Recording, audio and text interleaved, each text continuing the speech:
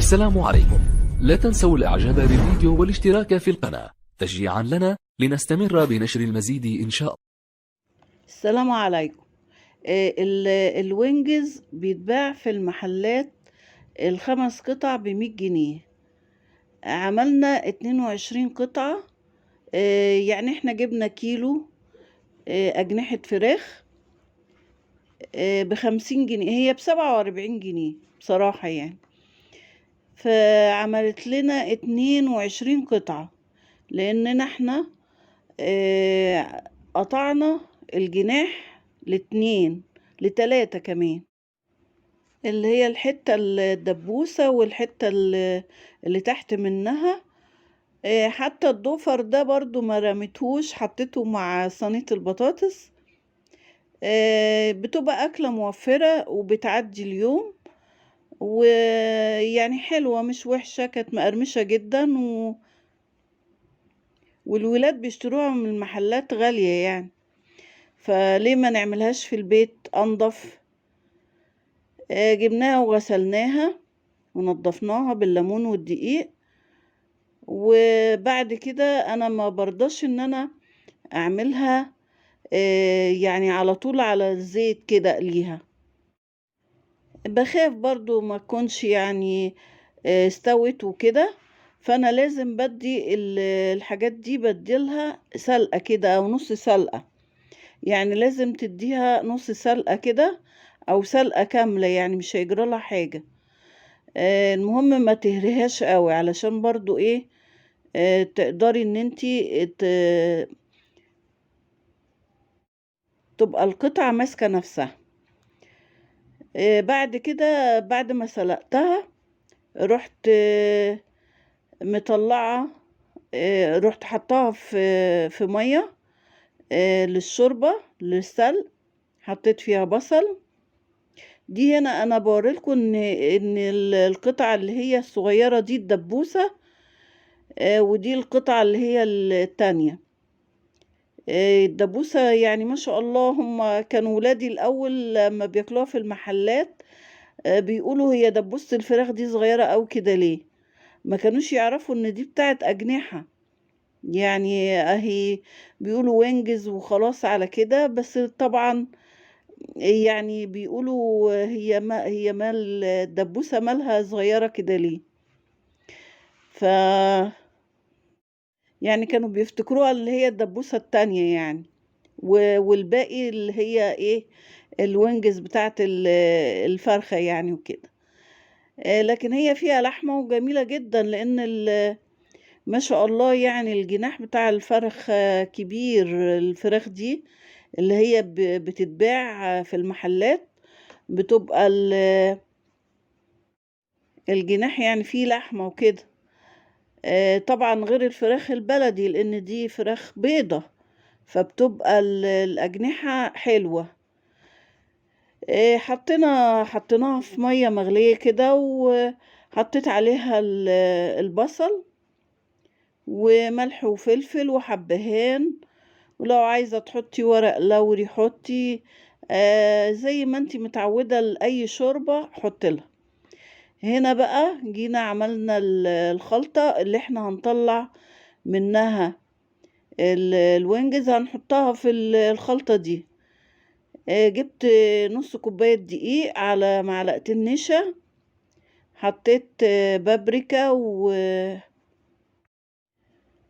وفلفل أسمر وحبهان. لو عايزة تحطي شطة حطي، وحطيت كاري برضو. احنا قلنا الملح. وبعد كده بتجيبي بقى المية وبتزودي شوية بشوية، ما تحطيش المية مرة واحدة، يعني على حسب ما ايه احنا مش عايزين الخليط ده ان هو يبقى سايب ولا يبقى جامد.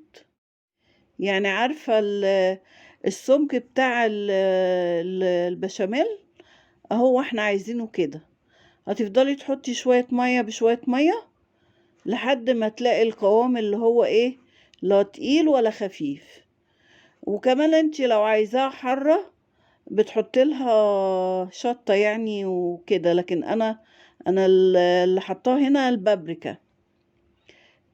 وحطاه مع بيدي برضو لون التحمير حلو في التحمير، هو والكركم والكاري بيحمروا معاكي حلو وبيدوا لون جميل جدا.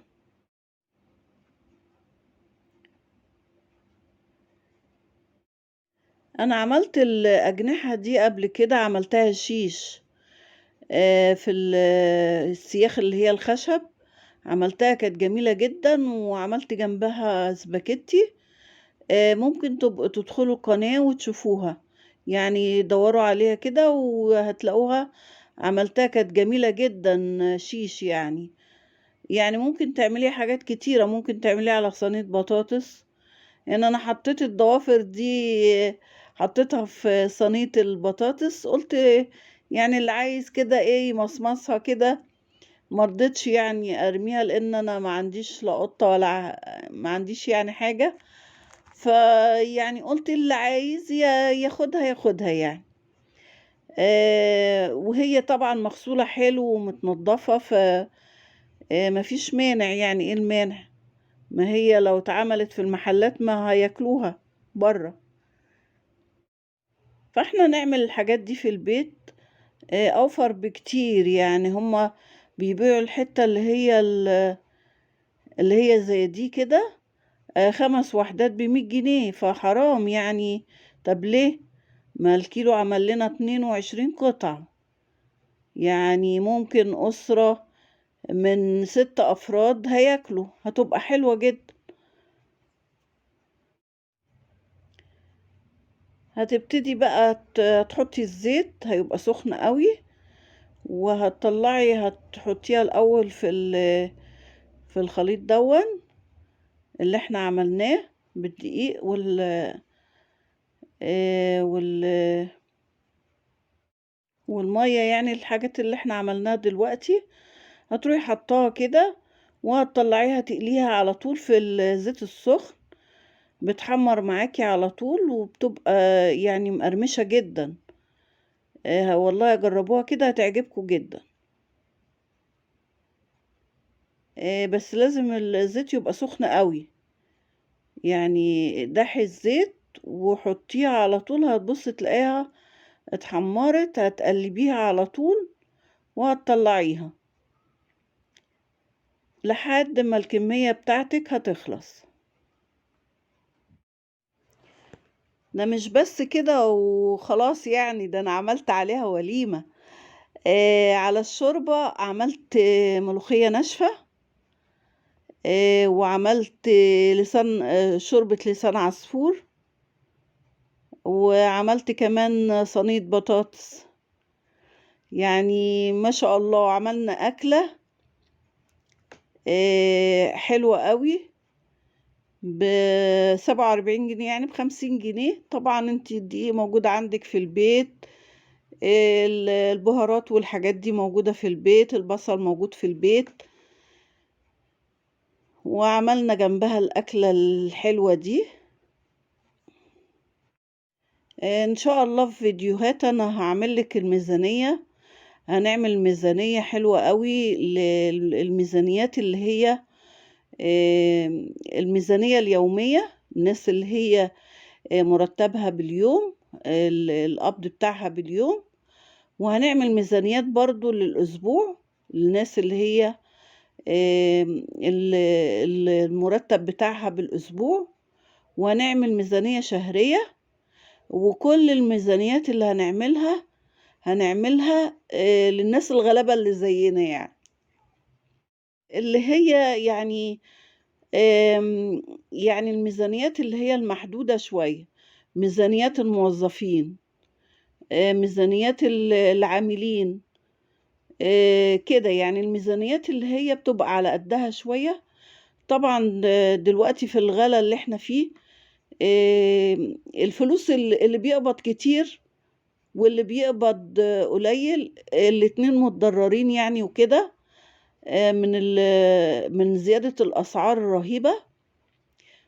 بس احنا بنحاول على قد ما بنقدر ان احنا نحاول نوازن يعني بين اللي احنا بنقبضه واللي احنا ايه هنصرفه. لان طبعا اهم حاجة في ميزانية البيت ان انتي ما تستلفيش. فمرة هنعمل الأجنحة دي ومرة هنعمل كده، وهي طبخة اهي وطبخنا جنب الأجنحة بقت أكلة وطبيخة، وعملنا صينية البطاطس اهي. عملت بصلاية وقطعت فلفل وفي شوية سمنة أو زيت اللي موجود عندك، وطلعت كيس صلصة كان في الفريزر، طماطم أنا كنت عاملاها صلصة مفرزاها، وبطاطس رحنا كيلو بطاطس رحنا مقطعينه وعملناه. حطينا له حطي البهارات والحاجات اللي انتي عايزة تحطيها، وحطي مكعب مرقة لو بتحبيها، مش بتحبيها ممكن تحطي من الشوربة اللي هي بتاعت الأجنحة دي. هتبقى أكلة جميلة جدا. أنا اديت لها غلوة كده من فوق على البوتاجاز، وبعد كده رحت مدخلاها الفرن فنشفت خالص بقت حلوة، يعني الناس اللي بتحب صواني البطاطس ناشفة. لو انتي بتحبيها يعني فيها صلصة وكده فبتحطيها من فوق بتسويها. وعملت جنبها ملوخية ناشفة اهي، وعملت جنبها لسان عصفور ورز بالشعرية. على الشوربة عملنا الملوخية والبطاطس وبقت أكلة جميلة جدا وأكلة موفرة جدا. أتمنى أن فيديوهاتنا تعجبكم، وأتمنى أن انتوا تعملوا لنا اشتراكات وعايزين تعليقاتكم الجميلة. أشوفكم على خير.